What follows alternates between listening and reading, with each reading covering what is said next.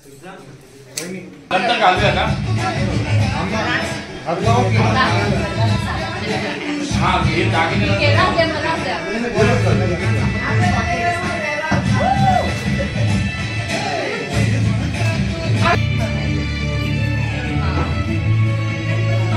दोन नका का म्हणजे आम्हाला ना हातात राहू द्या.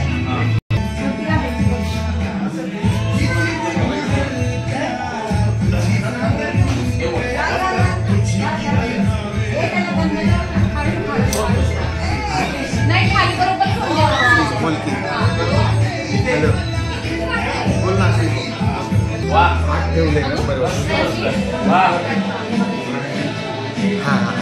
कांदा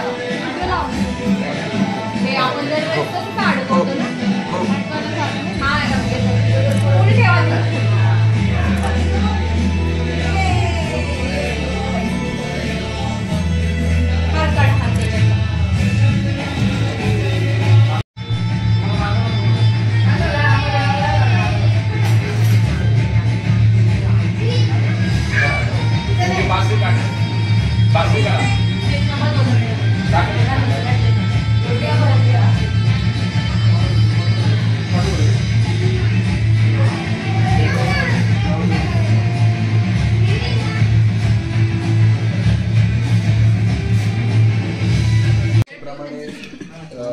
गणेशोत्सवाला आज सुरुवात होते. तुमचे देखील वेगळी मंडळ आहेत.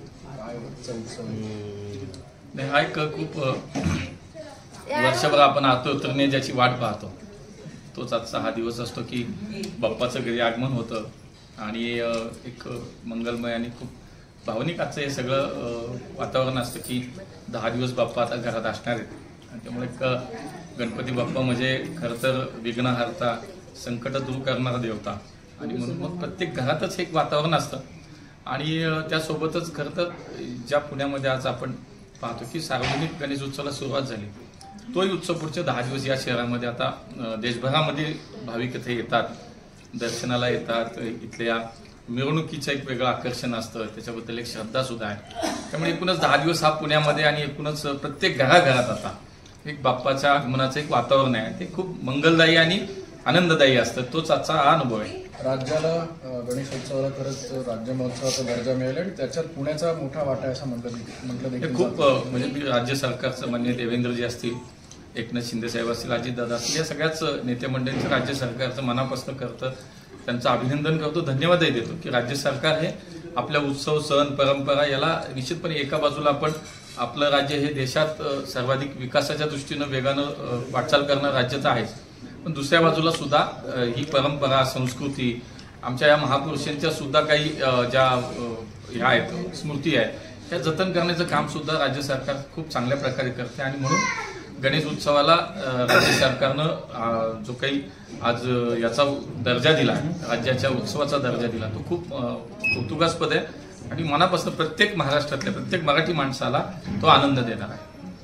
यंदाचा गणेशोत्सव चर्चेत आला तो अर्थात विसर्जन मिरवणुकीवरून जो काही वाद होता आणि तुम्ही देखील या सगळ्याचा पुढाकार घेतला आणि शेवटची जी बैठक झाली त्यानंतर या सगळ्या वादावर पडदा पडला आणि एकूण त्याचं नियोजन देखील ठरलेलं आहे विसर्जन मिरवणुकीचं.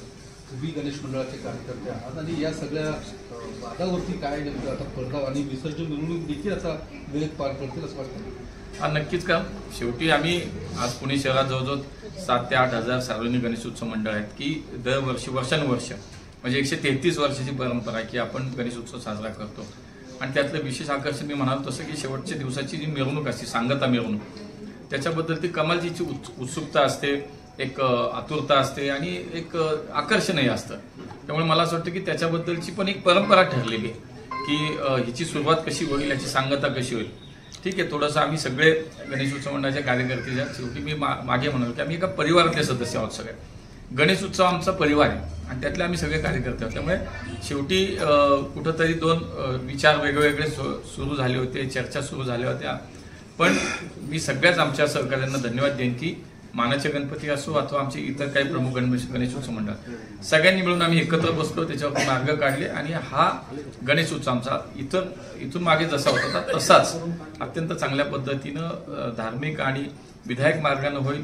त्याच्यामध्ये आमची परंपरा, संस्कृती जपल्या जातील आणि शिवाय कमी वेळेमध्ये ही मिरवणूक कशी संपवते या बाबतीत सगळ्याच लोकांनी सकारात्मक त्याच्यामध्ये दाखवली आणि म्हणून हा वाद नव्हता, त्याच्यामध्ये वेगवेगळे 2-3 विचार होते, ते सगळे एकत्र आले आणि हा विषय सगळा संपला. गणेश मंडळाचा कार्यकर्ता ते महापौर, महापौर ते खासदार, खासदार ते थेट केंद्रीय मंत्री, या सगळ्या प्रवासात बाप्पाची साथ कशी लागली?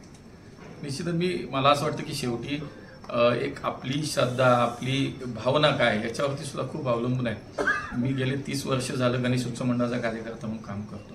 जेव्हापासून मला कळलं, मी बांधवला, मला वाटतं साधारणतः 1992-93 साली आम्ही गणेश उत्सवाला कोथरूडमध्ये सुरू केले. आज जवळजवळ 30-32 वर्ष या उत्सवातला एक कार्यकर्ता म्हणून आजही, म्हणजे जरी मी लोकप्रतिनिधी म्हणून मला वेगवेगळ्या संधी मिळत गेली, जबाबदारी मिळत गेली, ती माझ्यातला गणेश उत्सव मंडळाचा कार्यकर्ता हा कधी वेगळा झाला नाही. त्यामुळे आजही गणेश उत्सव म्हटल्यानंतर मांडवामध्ये बसणं, तिथं थांबणं, देखाव्याची तयारी पाहणं, अहवाल तयार करणं, इथपर्यंत सगळं काम पाहतं.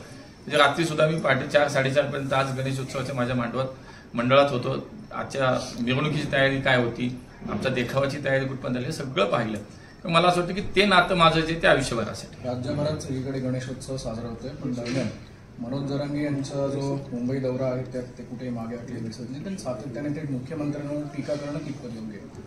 मला असं वाटतं शेवटी बघा, आपल्याकडे लोकशाही आहे, तुम्हाला विचार स्वातंत्र्य आहे. तुम्ही एखाद्या विषयासाठी तुमचं मत व्यक्त करा, तुमची मांडणी करा, तुम्ही आंदोलन करा, हे सगळं मान्य आहे. पण मला असं वाटतं की व्यक्तिगत स्वरूपात कुठंतरी राज्याच्या मुख्यमंत्र्यांवरती अशा पद्धतीनं बोलणं हे योग्य नाही. माननीय जरांगे पाटलांना माझी विनंती राहील की आपण थोडा संयम बाळगला पाहिजे. आज अशा माणसाबद्दल आपण बोलतो की ज्या माणसानं गेल्या 40-50 वर्षात, म्हणजे मराठा समाजाला आरक्षण देण्याची मागणी आज नाहीये, गेल्या 40-50 वर्ष आहे. आणि ज्या माणसांनी पहिल्यांदा मराठा समाजाला आरक्षण दिले ते देवेंद्र फडणवीस राज्याचे मुख्यमंत्री होते. आणि त्यानंतर सातत्याने त्यासाठी त्यांनी प्रामाणिक प्रयत्न केले. त्यांनी आरक्षण उच्च न्यायालयात त्यांचे सरकार असताना टिकवलं. नंतर राज्यामध्ये महाविकास आघाडीचं सरकार आलं, त्यामुळे सर्वोच्च न्यायालयात आपल्याला आरक्षण गमवावं लागलं. पण आज पुन्हा माननीय देवेंद्रजी असतील, त्यांचं सर्व सहकारी असतील, हे राज्याचं सरकार आहे, हे अत्यंत प्रामाणिकपणे मराठा समाजाला आरक्षण देण्यासाठी कटिबद्ध आहेत, प्रयत्नशील आहेत, आणि तेच सरकार देऊ शकतं. इथून मागं ज्यांनी वर्षानुवर्ष सत्ता भोगली या राज्यामध्ये, त्यांनी कोणालाच काय करता नाही, त्याच्याबद्दल मात्र आपण कोणी बोलत नाही. पण जो व्यक्ती प्रामाणिकपणे काम करतो त्याच्याबद्दल व्यक्तिगत पातळीवर जाणं हे योग्य वाटत नाही. मला असं वाटतं दुर्दैव आहे. त्यामुळे तुम्हाला लोकशाहीने अधिकार दिलाय, तुम्ही आंदोलन करा, तुमचे विचार मांडा, मागणी करा, पण राज्याचे प्रमुख आहेत, आज ते कुटुंब प्रमुख या राज्याचे आहेत. शेवटी ते मराठा समाजाच्या आरक्षणासाठी सातत्यानं ते स्वतः सकारात्मक आहेत, प्रयत्न करतात. सारथीसारख्या संस्थेला चालना देण्याचं काम त्यांनी केलं.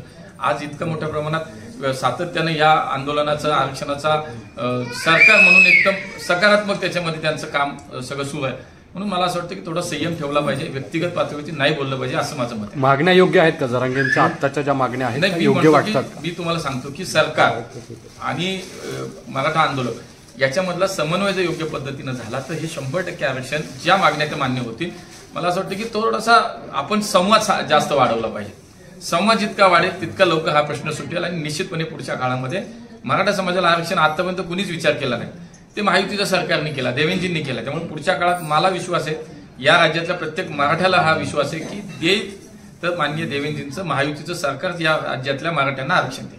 प्रभाग रचनेवरून सध्या मोठा वाद होताना दिसतोय आणि भाजपने त्यांच्या सोयीनुसार ही सगळी प्रभाग रचना करून घेतली. तुमच्या मित्र पक्ष जे आहेत त्यांची देखील यावरती नाराजी होते, कुठेतरी त्यांची देखील कोंडी करण्याचा प्रयत्न या सगळ्या. असं नाहीये. शेवटी बघा, हा अधिकार कुठल्या पक्षाचा नाही किंवा राज्यकर्त्यांचा नाही प्रभाग रचना करणं. हा निवडणूक आयोग स्वतंत्र एक स्वायत्त संस्था आहे, तेव्हा निवडणूक आयोगाचं हे काम आहे, निवडणूक आयोग ते करत असतं. आणि मला असं वाटतं की जेव्हा एकदा प्रभाग झाले, काय माहितीये का, आज राज्यात महायुतीचं सरकार आहे, देशात माननीय मोदीजींचं सरकार आहे, आणि मागच्या 5-6 वर्षात जे काही राज्यामध्ये, पुण्यामध्ये सुद्धा आम्ही महापालिका म्हणून जे काय काम केलं, मला असं वाटतं की कुठंतरी ती असुरक्षिततेची भावना विरोधकांमध्ये असेल, त्यामुळे कदाचित असे आरोप होत असतील. पण आमचे मित्रपक्ष आम्ही हे पूर्णपणे आम्ही एका लाईनवरती काम करतोय. आमचं सगळ्यांचं याच्याबद्दल कुठेही दुमत नाही, त्यामुळे आम्ही सगळे सोबत आहोत. आणि पुन्हा एकदा महायुती म्हणून आम्ही या पुणेकरांचा विश्वास आम्ही संपादन करू आणि पुण्यामध्ये निश्चितपणे महायुतीचं. शेवटचा प्रश्न, पुरंदर विमानतळाबद्दलच्या लँड ॲक्विजिशनचं काही धोरणं तयार झाली आणि कधीपासून याला सुरू झाला? नाही, हा सर्वस्वी विषय राज्य सरकारचा आहे. कारण देशामध्ये कुठेही विमानतळ करायचं असेल तर ती जबाबदारी राज्य सरकारची असते, पहिली जागा मिळवून देण्याची. आणि त्यामुळे पुरंदरच्या विमानतळासाठी खूप वेगाने हालचाली सुरू आहेत. तिथल्या जे काही भूमिपुत्र आहेत, जे शेतकरी आहेत, त्यांना न्याय देण्याचं काम निश्चितपणे राज्य सरकार करते. त्यांचं कुठेही अन्याय होणार नाही. आणि त्यामुळे पुरंदरच्या भूसंपादनासाठी काही अधिकाऱ्यांची नेमणूक केली गेली आहे, तिथले झोन मला वाटतं इंडस्ट्रियल झोनमध्ये सुद्धा त्याचं त्या भागाचं त्या जी जमीन घ्यायची त्याचं रूपांतर करण्यात आले. बरंच काही कार्यवाही आता चालू आहे. मला असं वाटतं वेगानं ती प्रक्रिया सुरू आहे. त्यामुळे पुणेकरांसाठी, पश्चिम महाराष्ट्रासाठी नवी मुंबईचं विमानतळ लवकर सुरू होते आणि पुढच्या काळामध्ये पुणे विमानतळाचं एक्सपान्शन होते आणि त्याच्यामध्ये पुरंदर सारखं एक मोठं विमानतळ आंतरराष्ट्रीय दर्जाचं पुण्यामध्ये. त्यामुळे पुढच्या काही काळामध्ये खूप चांगला प्रकारचा या क्षेत्रामधला विकास आपल्याला पाहायला मिळेल आणि नागरिकांची सोय. एक खासदार म्हणून प्रश्न आहे, सिंहगड रोडच्या वाहतूक कोंडीबद्दल सातत्याने बोललं जातंय, मात्र तिथल्या उड्डाणपुलाचं लोकार्पण होत नाहीये अशी स्थानिकांची तक्रार आहे. नाही, मला असं वाटतं, मी मान्य 2-3 दिवसापूर्वी आयुक्तांशी बोललोय, किरकोळ काही कामं राहिलीच असं त्यांचं म्हणणं आहे. त्यामुळे ते झाल्यानंतर तोही पूल खुला केला जाईल. याच्या अगोदरचा सिंहगड रस्त्याचा पूल हा खुला झाला. आता सन सिटी ते कर्वेनगरच्या या नदीवरच्या पुलाचं काम चालू आहे, तो काही दिवसानंतर तो चालू होईल. आता सिंहगड रोडच्या दुसऱ्या पुलाचं काम उद्घाटन आता होईल, तो सुरू होईल. विद्यापीठ चौकातल्या उड्डाणपुलाचं एका टप्प्याचं काम त्याचं उद्घाटन झालं. त्यामुळे शहरामध्ये एकूणच वाहतुकीच्या विषय सार्वजनिक वाहतूक व्यवस्था सक्षम करणं असेल, अशा प्रकारचे प्रकल्प नव्यानं त्याचं सुरुवात करणं असेल, आणि प्रकल्प आणण्याचे विषय असतील, मेट्रोची कनेक्टिव्हिटी शेवटच्या माणसापर्यंत पोहोचवण्याच्या अशा अनेक विषयावरती आम्ही काम करतोय. त्यामुळे पुण्यातला कमी दिवसामध्ये पुणे शहर किंवा पुण्याचा आजूबाजूचा परिसर जो मोठ्या प्रमाणात नागरिकीकरण झालं, वाढला, त्याच्यावरती मला असं वाटतं की ह्या सगळ्या प्रकारचा विचार राज्याचे मुख्यमंत्री देवेंद्रजी असतील, आम्ही सगळे असतील, आम्ही सगळे मिळून याच्यावरती नक्की करतोय. पुढच्या काळात पुण्याच्या वाहतुकीवरती कायमस्वरूपी अशा पद्धतीचा उपाययोजना आमच्या सुरू आहेत आणि ते आपल्याला पाहायला. थँक्यू.